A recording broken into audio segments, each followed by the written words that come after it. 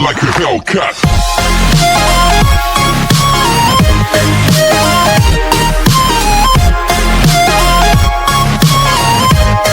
Part 7 की starting में पहले हमें एरा, लिफ्ट ऑयल और स्पॉइल को दिखाया जाता है जो कि क्लब प्रोजेक्ट के बारे में सोच रहे थे कि तभी लिफ्ट ऑयल कहता है कि वो लोग 90s के सॉन्ग्स पर वीडियो बना सकते हैं जो कि न्यू जनरेशन की लव स्टोरी पर बेस होगी और साथ ही उसमें ट्विस्ट ये होगा कि उसमें हम एक हीरोइन रखेंगे और बहुत सारे हीरो। जो आइडिया एरा को काफ़ी पसंद आता है बट वो वीडियो की हीरोइन बनने के लिए रेडी नहीं होती, तो फिर एरा के बदले स्पॉइल को हीरोइन बनाया जाता है। जिसके बाद फिर लिफ्ट ऑयल मेल कैरेक्टर्स के लिए एलन के क्लब मेंबर से बात करता है और उन्हें बताता है कि उसे अपने क्लब की म्यूजिक वीडियो बनाने के लिए उन सभी की ज़रूरत है, जिसके लिए पहले तो वो सभी मानते नहीं ये जानकर कि म्यूजिक वीडियो की हीरोइन एरा नहीं बल्कि स्पॉइल है, जिस वजह से उन सभी को स्पॉइल के साथ रोमांस करना पड़ेगा। पर फिर लिफ्ट ऑयल के बहुत ज़्यादा फोर्स करने पर उन सभी को उनके क्लब की मदद करवाने के लिए मानना ही पड़ता है। जिसके बाद फिर नेक्स्ट डे से शूटिंग स्टार्ट होती है, पर यहाँ स्पॉइल सनग्लासेस पहनकर आई हुई होती है, जिन्हें देख लिफ्ट ऑयल स्पॉइल से उन्हें उतारने के लिए बोलता भी है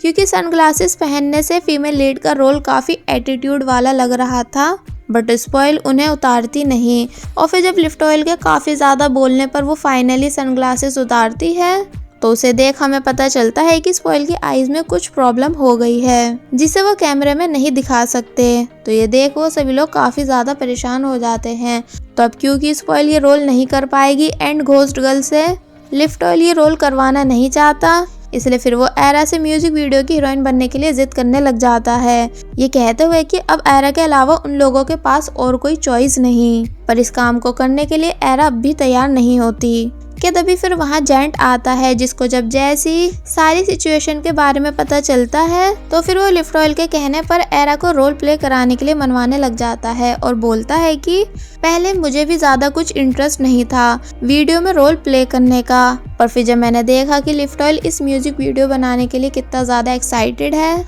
तो मैं उसे मना नहीं कर पाया, बाकी आगे तुम्हारी मर्जी, मतलब कि जैसा तुम्हें ठीक लगे। और फिर तब बोल वो वहाँ से चला जाता है। तो फिर अब ये सब सुनने के बाद एरा भी लिफ्ट ऑयल के खातिर रोल प्ले करने के लिए मान जाती है। जिसके बाद फिर फाइनली फिर से स्टार्ट होती है शूटिंग, जहाँ सबसे पहले एरा को जेंट के साथ रोल प्ले करना था, जिसको लेकर वो काफ़ी नर्वस भी होती है। तो फिर जब जेंट से एरा का फेस टच करने के लिए बोला जाता है तो तब एरा का फेस टच करते टाइम जेंट एरा के फेस पर आ रहे बालों को भी पीछे कर देता है, जिससे सिचुएशन काफ़ी रोमांटिक टाइप बन जाती है। एंड देन सीन कंप्लीट हो जाता है, जहां हम देखते हैं कि सीन पूरा होने के बाद जेंट काफ़ी शर्मा रहा था।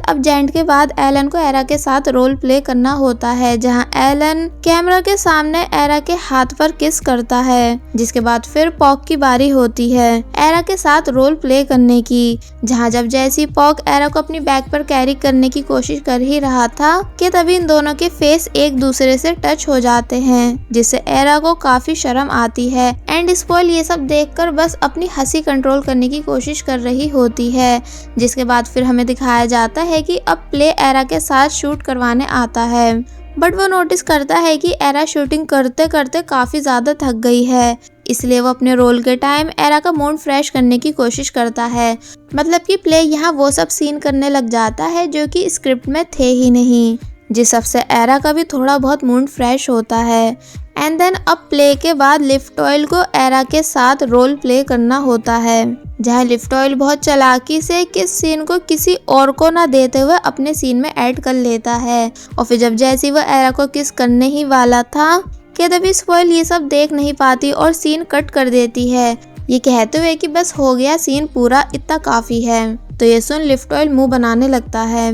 तो फिर अब लिफ्ट ऑयल के बाद नियो की बारी होती है, जहाँ नियो को एरा के साथ स्केटिंग करते हुए उसे गिरने से बचाना था और फिर ये दोनों ऐसा ही करते हैं। मतलब कि नियो एरा को पकड़कर उसे गिरने से बचाता है, जहाँ ये दोनों एक दूसरे को बहुत ध्यान से बस देखते ही रह जाते हैं। जिसके बाद फिर स्काई एरा के साथ रोल प्ले करने आता है, जहाँ पहले तो हमेशा की तरह इन दोनों के बीच लड़ाई होने लग जाती है, बट फिर स्पॉइल के डांटने के बाद ये दोनों चुपचाप डांस करने लग जाते हैं, जैसा कि स्क्रिप्ट में लिखा हुआ था। तो फिर अब फाइनली पूरी शूटिंग खत्म होने के बाद एरा स्पॉइल से थोड़ी बहुत बातें करती है, जहां हमें एरा की बातों से पता चलता है कि वो स्माइलिंग बियर को ब्लॉक करने के बाद काफी सैड है। तो ये जानकर स्पॉइल पूछती है कि पर तुम सैड क्यों हो, कहीं तुम अब स्माइलिंग बियर को पसंद तो नहीं करने लगी हो, जिस पर एरा कुछ नहीं कहती। तो फिर अब जब नेक्स्ट डे एरा अपने फैमिली बाइक ड्राइवर के साथ स्कूल जा रही होती है कि तभी सामने से कार आ जाने की वजह से एरा रोड पे ही गिर जाती है, जिसको पीछे से आकर पीगुन पूछता है कि क्या तुम ठीक हो,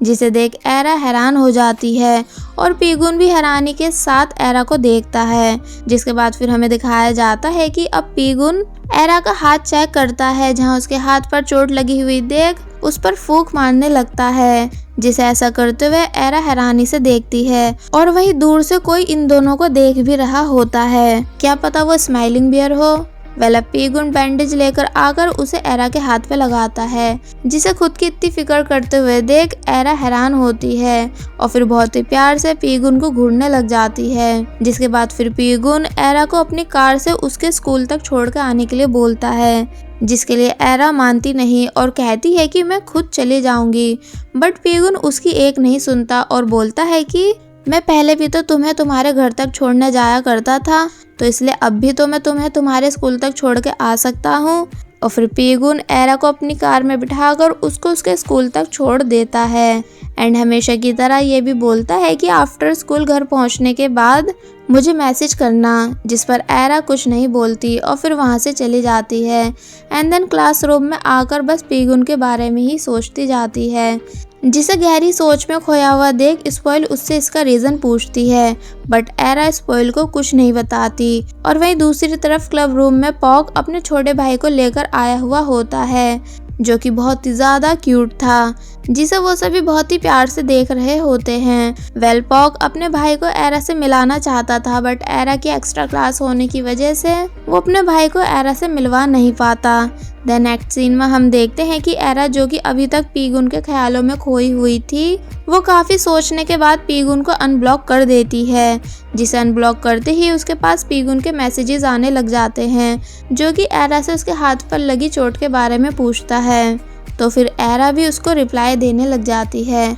कि तभी एरा की मॉम उसे बताती है कि उससे मिलने स्काई आया है, जिससे जब जैसी एरा बाहर आकर मिलती है तो उसे देख स्काई बोलता है कि तुम तो बिल्कुल ठीक हो, जबकि लिफ्टॉयल तो ऐसे तुम्हारी हालत बता रहा था जैसे तुम्हारा कोई बड़ा एक्सीडेंट हो गया हो। तो ये सुन एरा उससे बकवास बंद करने के लिए बोलकर उसके वहां आने का रीजन पूछती है। तो फिर स्काई एरा को कुछ गिफ्ट देता है, जो कि जेंट ने एरा के लिए भिजवाए थे, क्योंकि जेंट को पता है कि स्काई एरा के घर के पास ही रहता है, इसलिए उसने स्काई के हाथ अपने गिफ्ट्स भिजवाए, जिन्हें एरा एक्सेप्ट कर लेती है और फिर घर के अंदर आकर उन्हें टेबल पर रख देती है और फिर से पीगुन के बारे में ही सोचने लग जाती है, जहां वो पीगुन की फेसबुक आईडी खोलकर उसकी फोटो भी देखती है, जैसे कि अब वो फिर से पहले की तरह ही पीगुन को पसंद करने लगी हो। और फिर एरा काफी सोचने के बाद पीगुन को फ्रेंड रिक्वेस्ट भी सेंड कर देती है, इस उम्मीद से कि क्या पता उन दोनों के बीच अब वापस सब ठीक हो जाए।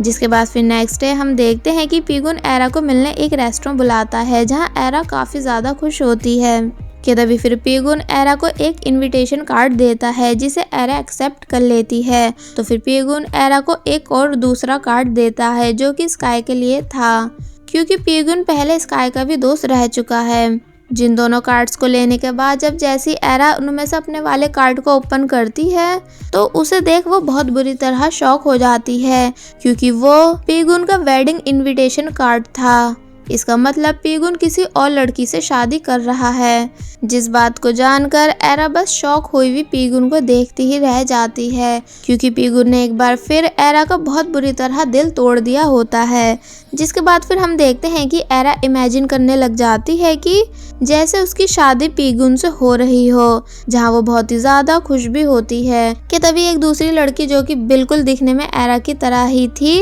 वो पीगुन को अपना बोलते हुए एरा से लड़ाई करने लग जाती है कि तुम पीगुन से शादी नहीं कर सकती क्योंकि वो सिर्फ मेरा है। और फिर वो एरा को धक्का देकर पीगुन से लड़ने लग जाती है कि तुम मेरे साथ ऐसा कैसे कर सकती हो, मतलब कि जब तुम्हें किसी और से शादी करनी थी तो तुमने हर रोज मुझे इतने अच्छे से ट्रीट क्यों किया। और फिर वो पीगुन का कान काट लेती है, जिसे ऐसा करता देख दूसरी वाली एरा गन बाहर निकाल लेती है और उसे पीगुन से दूर हटने के लिए बोलती है। तो अब गन को देखते ही वहाँ भगदड़ मच जाती है और फिर गोली की आवाज़ सुनते ही एरा का सपना टूट जाता है। मतलब कि ये शादी का सीन बस एरा का एक सपना था। जिसके बाद फिर एरा बहुत ही ज़्यादा उदास होने लगती है और फिर अपने जॉब प्लेस पर भी आकर उदासी के साथ बैठी हुई होती है। जिसे उदास देख स्पॉइल उससे बात करने की कोशिश करती भी है, बट एरा स्पॉइल की बातों का कोई जवाब नहीं देती और फिर बाद में कहती है कि मैं अकेले कहीं दूर जाना चाहती हूँ जहाँ कोई भी ना हो,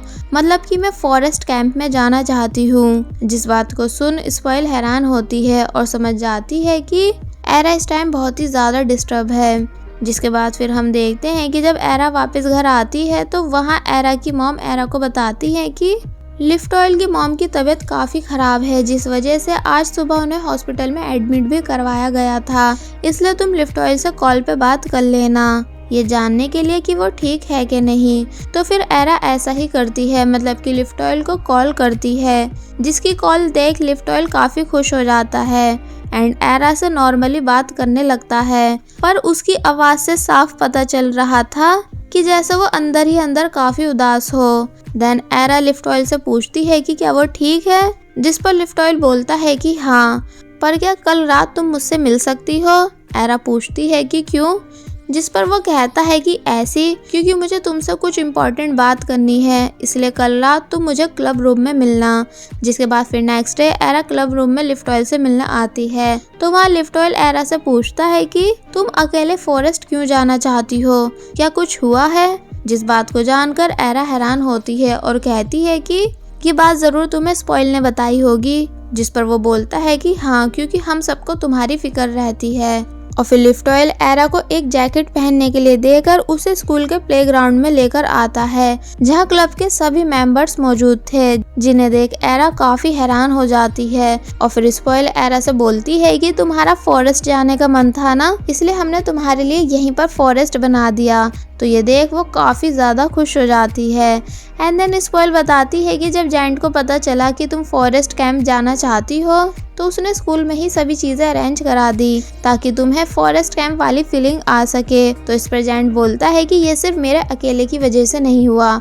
मतलब कि इस सब का क्रेडिट एलन को भी जाना चाहिए, क्योंकि अगर वो हमारे स्कूल का स्कूल मॉडल नहीं होता तो टीचर हमें कभी ये सब करने की परमिशन नहीं देती। तो फिर एरा उन सभी को दिल से थैंक्स बोलने लग जाती है उसके लिए इतना सब करने के लिए। जिसके बाद फिर जब एरा नियो के साथ बैठी हुई होती है कि तभी नियो एरा को कुछ फोटोज दिखाने लग जाता है, जिन्हें देख एलन पूछता है कि ये कहाँ की फोटो है, क्या ये हमारे स्कूल का ही प्लेस है। तो ये सुन जब जैसी नियो बोलने ही वाला होता है कि हाँ ये वही प्लेस है जहाँ मैं एरा की लैब में सोया हुआ था, बट उसके बोलने से पहले एरा नियो को चुप करवा देती है। बट नियो फिर भी बाद में सबको बता ही देता है कि वो एरा की लैब में सो चुका है। जिस बात को जानकर प्ले, एलन और स्पॉइल ये तीनों ही बहुत बुरी तरह हैरान हो जाते हैं। और फिर स्पॉइल हैरानी से कहती है कि तुम एरा की लैब में सो चुके हो, लगता है कि तुम दोनों काफ़ी क्लोज हो। जिस पर वो बोलता है कि हाँ, इनफैक्ट हम दोनों एक दूसरे की झूठी आइसक्रीम को भी एक्सचेंज करके खा चुके हैं। तो ये सुन प्ले के मुंह से कोल्ड ड्रिंक बाहर निकल जाती है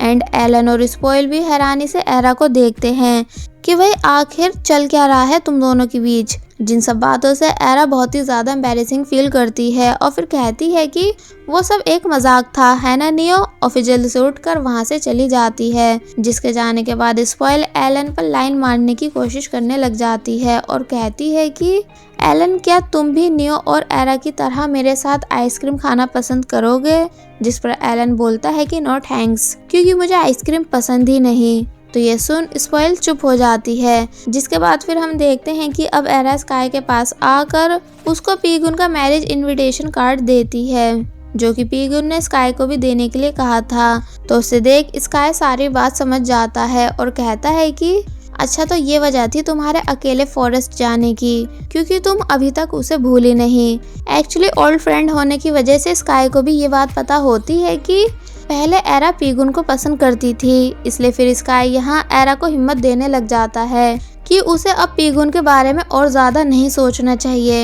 एंड देन स्काई एरा से पीगुन की शादी में जाने के लिए बोलता है, ये कहते हुए कि तुम्हें उसकी शादी में जाना चाहिए। ये दिखाने के लिए कि तुम बहुत ज्यादा स्ट्रोंग हो और अब उसे बिल्कुल भूल चुकी हो, जिस बात के लिए पहले तो एरा मानती नहीं। पर जब स्काई बोलता है कि तो फिर मैं भी तुम्हारे साथ चलूंगा तुम्हें हिम्मत देने के लिए, तो फिर वो मान जाती है पीगुन की शादी में जाने के लिए। जिसके बाद फिर ये सभी लोग साथ में काफ़ी ज़्यादा एंजॉय करने लग जाते हैं, मतलब कि थोड़ी बहुत बातें करते हैं, गेम्स खेलते हैं और साथ में सॉन्ग्स भी गाते हैं। पर जब थोड़ी बहुत देर के बाद एरा की नज़र लिफ्ट ऑयल पे पड़ती है तो वो उसे काफ़ी उदास देखती है, जो कि चुपचाप अपने टेंट के अंदर चला जाता है। जिसका ऐसा सैड बिहेवियर देख एरा भी लिफ्ट ऑयल के पीछे उसके टेंट में जाती है, जहाँ लिफ्ट ऑयल पहले तो एरा को कुछ नहीं बताता, मतलब कि नॉर्मल बिहेवियर रखता है। पर जब एरा कहती है कि मुझे पता है कि तुम सैड हो, इसलिए मुझे हंसाने के लिए फनी बनने की एक्टिंग मत करो, तो ये सुन लिफ्ट ऑयल चुप हो जाता है और फिर काफ़ी सीरियस होकर बताता है कि